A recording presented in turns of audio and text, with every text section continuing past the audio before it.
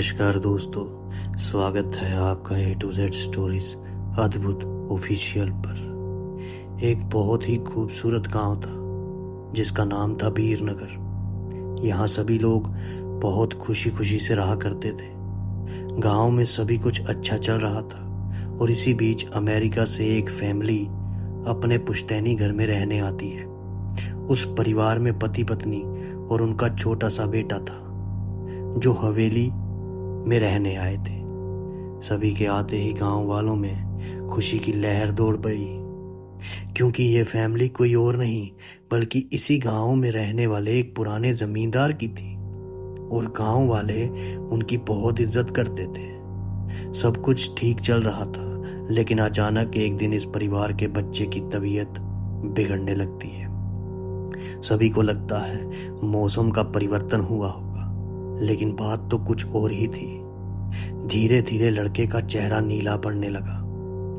आनन फानन में परिवार ने डॉक्टर को बुलाया और डॉक्टर को भी कुछ समझ नहीं आया, तो उसने पास में ही बने एक हॉस्पिटल में उन्हें स्वास्थ्य परीक्षण के लिए आमंत्रित किया, ताकि बच्चे की बीमारी का पता लगाया जा सके और डायग्नोस बन जाए तो उसका इलाज शुरू किया जाए। परिवार के डॉक्टर की सलाह अनुसार हॉस्पिटल जाना जरूरी समझा गया। सारे परीक्षण होने के बाद भी कुछ नहीं हासिल हुआ। जैसे ही सारा परिवार वहां पहुंचा, बच्चे के टेस्ट किए गए, लेकिन उस टेस्ट में सब कुछ नॉर्मल आ रहा था। जैसे ही सारा परिवार गांव पहुंचा तो गांव के कुछ बुजुर्गों ने बच्चे की हालत देखकर उन्हें ओझा के पास जाने को कहा। आज भी गांव में पुराने रीति रिवाज के अनुसार झाड़ फूंक करके इलाज करने की प्रथा कायम है। परिवार सभी सदस्य बच्चे को लेकर ओझा के पास भी जाने को तैयार हो गए। गांव के पास ही पहाड़ी में एक बाबा रहते थे जो कि काली विद्या में भी माहिर थे। जैसे ही उनके आश्रम की सीढ़ियों में वह बच्चा अपने परिवार के साथ पहुंचा तो ओझा जोर जोर से चिल्लाने लगे, तू क्यों आई है? इतने बरसों के बाद भी तेरा बदला शांत नहीं हुआ। यह सब सुनकर बच्चे के माता पिता और गांव वाले दहशत में आ गए। वो समझ ही नहीं पा रहे थे आखिर आगे क्या हुआ है। उन्हें समझ नहीं आया कि बाबा को इतना क्रोध क्यों आ रहा है, जबकि उन्हें अभी तक कोई बात बताई नहीं गई। लेकिन बाबा तो काली माया में पारंगत थे, इस वजह से उन्हें रूहानी ताकतों का पहचानना आता था। सभी लोगों ने आश्रम में प्रवेश किया, लेकिन बाबा ने केवल उस बच्चे को पास आने को कहा। बच्चे की हालत बहुत ही खराब थी। उसकी आंखें लाल हो चुकी थी, उसका शरीर नीला दिखाई पड़ रहा था और उसके शरीर का तापमान आम बुखार से कहीं ज्यादा था। ओझा ने विभूति उठा करके बच्चे के मुंह पर फेंका। बच्चा जमीन पर लेट गया और जोर जोर से हाथ पैर हिलाने लगा। किसी को कुछ नहीं समझ आ रहा था कि बाबा की विभूति से क्या चमत्कार हुआ कि बच्चा अपने आप जमीन पर लेटकर ऐसी हरकतें करने लगा।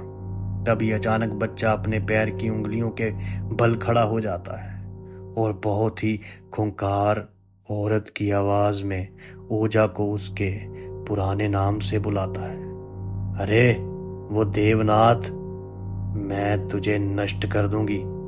लड़के का ऐसा स्वर सुनकर उसके माँ बाप घबरा गए। लड़के को इस अवस्था में देखकर उन्हें कुछ समझ नहीं आ रहा था कि ऐसा क्यों हो रहा है। तभी ओझा ने एक मंत्र पढ़कर बच्चे को अपने काबू में किया। सारे गांव वाले ओझा से पूछने लगे, बाबा ये सब क्या है? ये बच्चा ऐसा क्यों कर रहा है? तभी ओझा ने बताया कि इसके अंदर कोई चुड़ैल आ चुकी है, जो कि आज 70 साल पहले चोरी के आरोप में जिंदा जला दी गई थी। उसे ऐसी सजा देने वाले कोई और नहीं बल्कि इसी बच्चे के दादा थे और वे चुड़ैल अपना बदला लेने इसीलिए आई है क्योंकि वे गर्भवती अवस्था में जिंदा जला दी गई थी और उसके कोख में पल रहा मासूम बच्चा भी जल गया। इसी वजह से वे उस वंश बच्चे को भी दर्दनाक मौत देना चाहती है ताकि उसका बदला पूरा हो सके। ये सारी कहानी जानने के बाद उसके परिवार वाले ओझा के सामने गिड़गिड़ाने लगे और अपने बच्चे की जान की भीख मांगने लगे। तभी ओझा ने अपनी घोर तपस्वी शक्ति से मंत्रों के उच्चारण के साथ उस चुड़ैल को मासूम बच्चे से बाहर निकाल दिया और कुछ ही क्षणों में बच्चा सामान्य हालत में आने लगा। सभी को लगा कि सब कुछ पहले जैसा ठीक हो गया, लेकिन ये तो एक शुरुआत थी।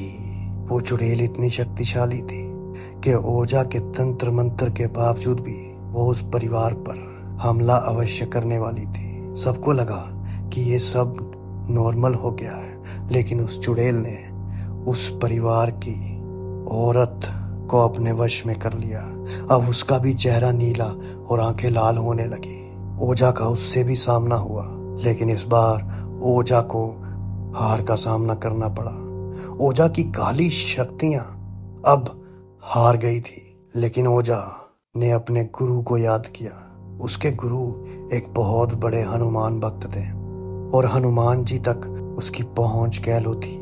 तब ओझा ने अपने गुरु को याद किया। वहां से हटकर तब तक चुड़ैल ने उस औरत को छोड़ दोबारा से उस बच्चे पर हावी हो गई। बच्चा फिर से तड़पता हुआ वहीं गिर पड़ा और उल्टी सीधी चालें करने लगा। ओझा अब जिस जगह बैठे थे वहां से पीछे जाकर अपने गुरु को याद करने लगे। गुरु को याद करते करते गुरु का वहां आगमन हुआ, लेकिन वो गुरुदेव कोई तांत्रिक नहीं थे, कोई काली शक्तियों वाले नहीं थे। वो थे हनुमान जी के प्यारे, हनुमान जी के भक्त। और कहा जाता है कि हनुमान जी साक्षात उन्हें दर्शन दिया करते थे।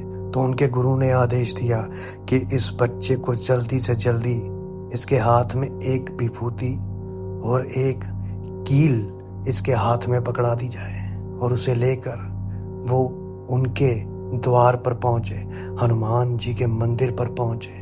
अब रास्ता कुछ ज्यादा दूर नहीं था, केवल 2 किलोमीटर की दूरी पर था, लेकिन वो 2 किलोमीटर ऐसे थे मानो जाते हुए सदियों बीत गई हो। सबको वो 2 किलोमीटर का सफर ऐसा लग रहा था जैसे हजारों साल चलकर जाना पड़ा हो, क्योंकि रास्ते में बहुत ही भयानक घटनाएं हुई। एक औरत उनके घर की मारी गई। उस चुड़ैल ने उस औरत पर हावी होकर स्वयं को ही मार दिया। ओझा साथ साथ चलने लगे, बाबा साथ साथ चलने लगे। उन्होंने उस बच्चे को अपने हाथ पर थाम लिया और वहां से सीधा अपने गुरु के द्वार पहुंचे।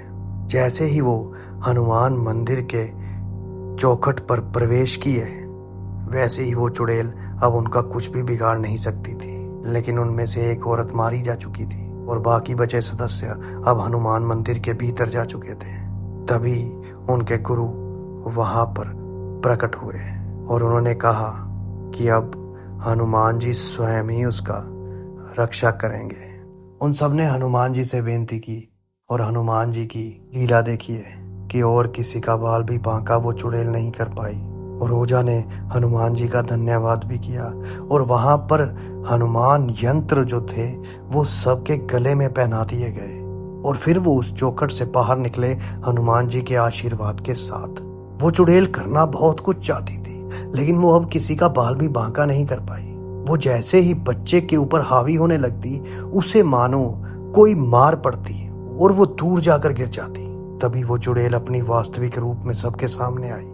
उसने कहा कि मैं बदला लेकर रहूंगी, मैं बदला लेकर रहूंगी। लेकिन तभी उस ओझा ने हनुमान यंत्र जो वहां से उठाया गया था वो चुड़ैल के गले में डाल दिया। जैसे ही वो यंत्र चुड़ैल के गले में डाला, चुड़ैल जलकर राख हो गई। उसकी आत्मा जलकर राख हो चुकी थी। लेकिन हाँ, वहां पर राख तो नहीं थी, लेकिन एक अग्नि सा ज्वाला उठी, जिसके बाद उस चुड़ैल का अंत हो गया। यूं ही नहीं कहते, भूत प्रेत पिशाच निशाचर चुड़ैल निकट नहीं आ सकते जिस पर हनुमान जी का आशीर्वाद हो। ओम हम हनुमते रुद्रात्यमकाया हूं फट। और ये सब होने के बाद उन्होंने जो औरत मारी गई थी उसका अंतिम संस्कार भी वहीं किया और फिर अपने बच्चों को साथ में लेकर वो लोग वापस अमेरिका चले गए। हनुमान जी को आज भी वो लोग उस मंदिर में हर साल माथा टेकने आते हैं और हनुमान जी के गुण गाते हैं। जल्दी मिलते हैं एक नई वीडियो के साथ। आप सबका धन्यवाद।